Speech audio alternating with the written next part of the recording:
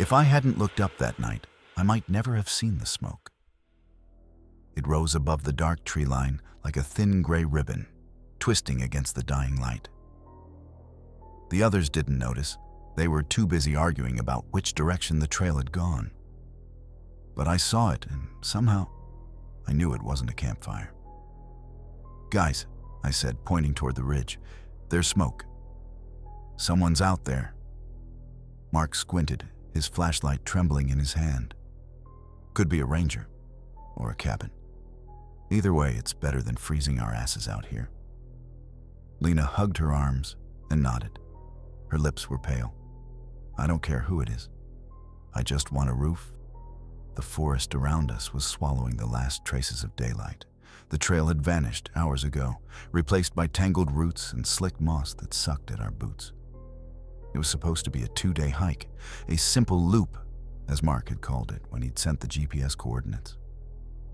Now the device blinked uselessly, battery dead. Thomas kicked a rock into the dark. "You're sure it's smoke? Not fog?" "Smoke," I said.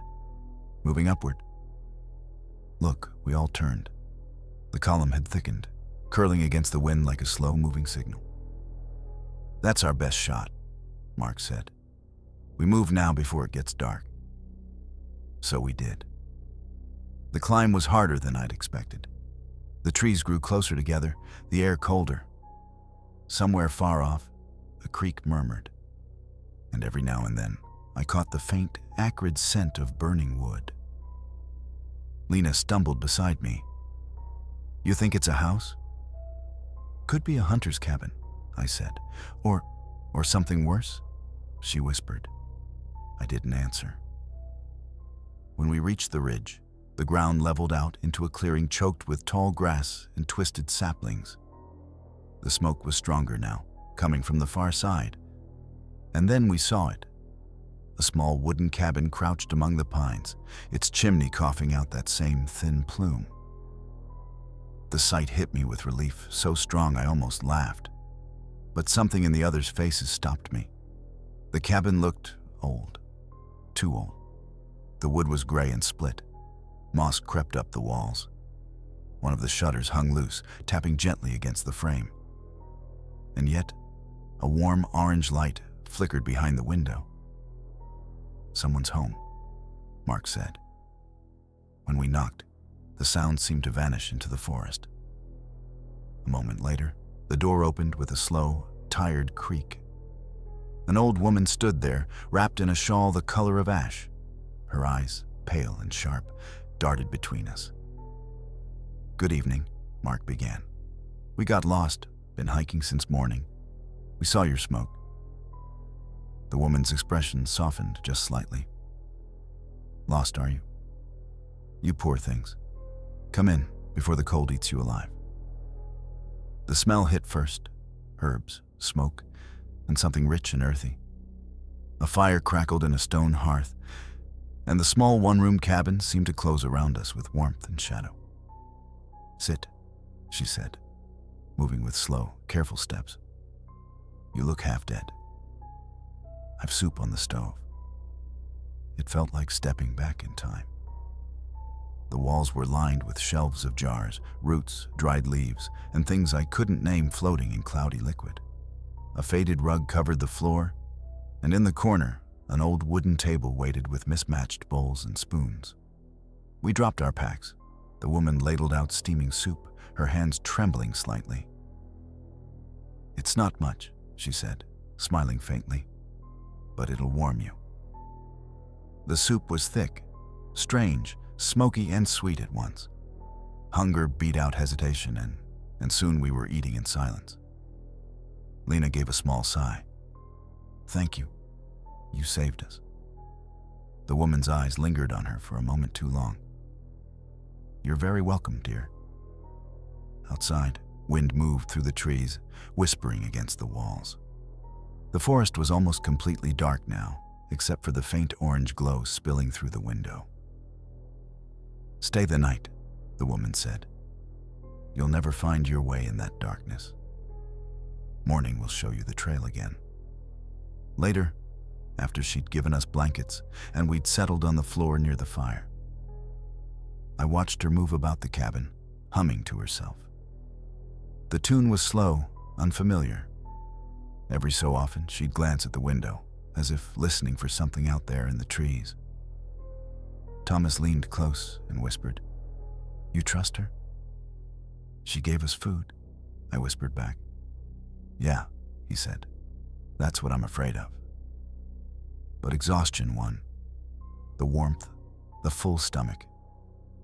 It pulled me under like a heavy blanket. The last thing I remember before sleep took me was the sound of the old woman's humming and the faint creak of floorboards long after she should have gone to bed.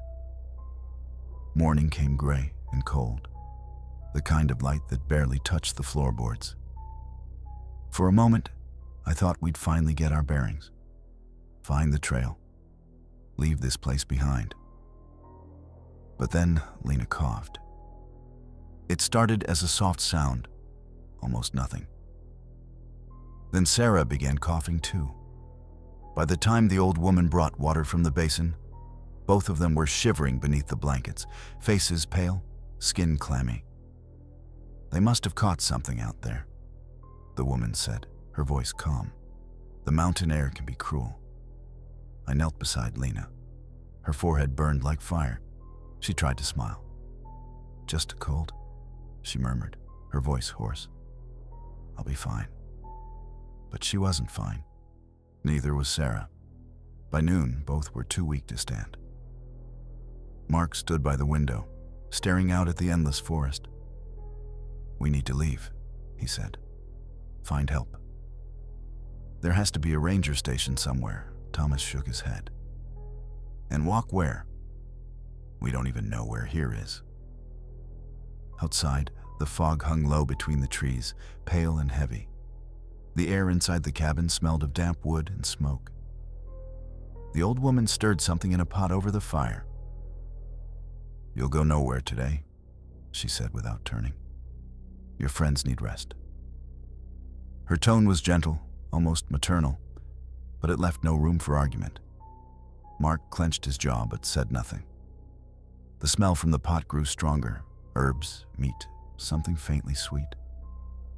My stomach turned, though I couldn't tell if it was hunger or unease. By the time the sun began to sink, the sickness had spread. Mark sat slumped near the hearth, his face slick with sweat. Thomas, too, looked gray and unsteady, his eyes glassy and unfocused. I was the only one still standing, though my head felt heavy, my pulse slow. The old woman moved between us like a shadow, quiet, efficient, humming softly to herself. She ladled steaming soup into wooden bowls, setting them carefully on the table. "Eat," she said. "It will give you strength." Her voice had no warmth this time. It was measured. I watched her closely. Her hands moved with practiced precision. And then I saw it. A small pouch she drew from the folds of her shawl. She opened it and pinched out a bit of something green, dry, and crumbled. She sprinkled it into the pot just before serving the next bowl. "What's that?" I asked, trying to sound casual. The old woman froze for a fraction of a second. Then she smiled. "Just a mountain herb. Helps with the fever."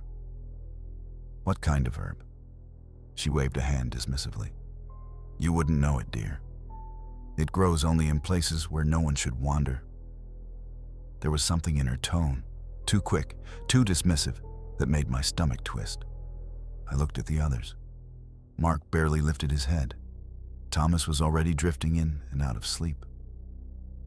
The girls didn't move at all. Something was wrong. I could feel it now, a quiet certainty settling in my bones like frost. As night fell, the forest outside seemed to close around us. The windows reflected only the dim orange light of the fire. Shadows crawled across the walls. The old woman moved about the room, humming that same strange melody. Every now and then, she would pause. Just stand still, listening. I pretended to doze, but my eyes stayed half open. When she turned her back to tend the fire, I saw it just for a second. A small square outline near the table, half hidden by the rug. Something about it looked off. Too deliberate. I waited until she moved to the corner, busying herself with her jars and herbs. Then I slipped quietly from my blanket and crouched near the rug. The air down there was cooler. I lifted the edge of the fabric just enough to see it clearly. A wooden hatch, edges darkened with age, a faint metal ring sunk into the grain. A door in the floor. My pulse thundered in my ears. I glanced toward the old woman. She was still humming, back turned. Carefully, I laid the rug back down, pretending nothing had changed. But my heart wouldn't slow. Now I knew. Whatever she was hiding under that floor, it wasn't something we were meant to see. By morning, I could barely move. My thoughts came slow, thick, as if they had to push through fog to reach the surface. The sickness had found me. The others were worse. Mark and Thomas lay still by the fire, faces pale and damp with sweat. Lena and Sarah didn't respond when I called their names. Only the old woman seemed untouched. She worked in silence, sorting the jars on her shelf, her movements deliberate and calm. At last she muttered, almost to herself, "The fever weed's gone.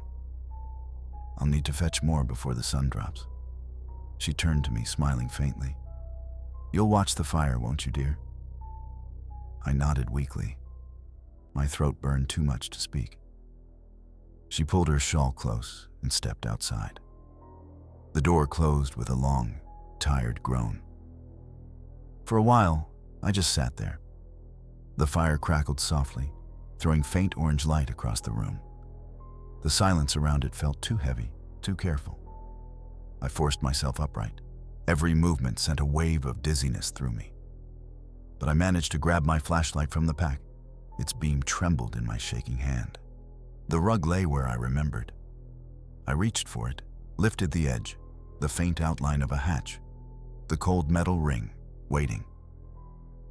The wood resisted at first, then creaked open with a sigh, as if exhaling something it had hidden too long. A gust of air rose from below, damp, stale, and faintly metallic. I hesitated only a moment before descending.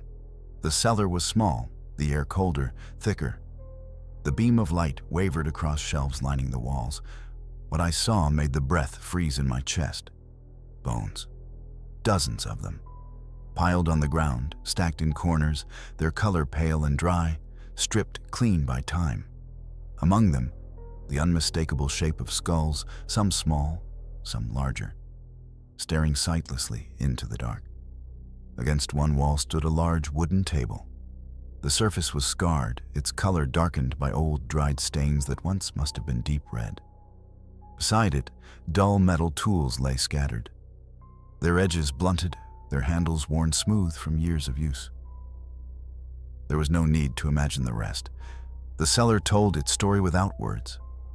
My knees weakened. My hand slipped along the wall, breath trembling. The smell was faint but undeniable. The scent of something once living, now long surrendered to the earth. And then I heard it. The door above opened. Her footsteps crossed the floor, slow, deliberate. I froze halfway up the ladder, staring at the hatch. A sudden slam. The hatch dropped shut above me. The sound echoed like thunder in the dark. I shoved against it, weakly, but it didn't move. Then came the sounds. Muffled voices, weak cries. Mark's voice, thin and broken. Then Sarah, a soft, pleading sound that cut off too soon. A scuffle. Something heavy striking wood. A muffled scream that rose and fell into a choking silence. Then nothing. Only the creak of floorboards as she moved from one body to the next. Slow, methodical. My strength left me. I pressed my forehead to the hatch and whispered their names, but my voice barely existed. Above me, a dragging sound, then stillness. Time lost all shape. The light from my flashlight dimmed, flickered, and finally died. The dark pressed close. I could hear my own heartbeat, faint and unsteady. Then, after what felt like hours, came a sound.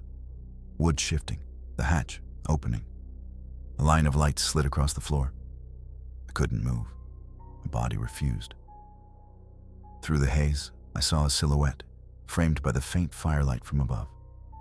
Still, motionless. She stood there, looking down into the dark, not speaking, not moving, just watching. The light slowly narrowed again, and the world went quiet. They'll never find us. Not the trail, not the smoke. Only another group gone missing in the Appalachians, and the kind old woman who gave them shelter for the night. If this story unsettled you, leave a like and let the shadows know. Subscribe for more tales you shouldn't hear after dark. And if you've seen something you can't explain, tell us in the comments. We're always listening.